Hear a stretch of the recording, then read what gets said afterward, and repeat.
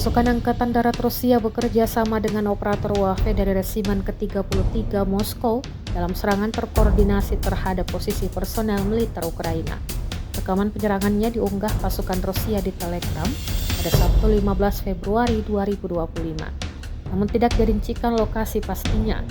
Rekaman yang dirilis menunjukkan operasi gabungan di mana pasukan Rusia menargetkan tentara Ukraina langsung di dalam parit, sementara drone menjatuhkan granat ke posisi mereka.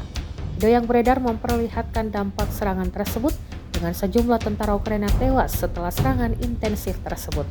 Hingga saat ini belum ada pernyataan resmi dari pihak Ukraina mengenai insiden ini.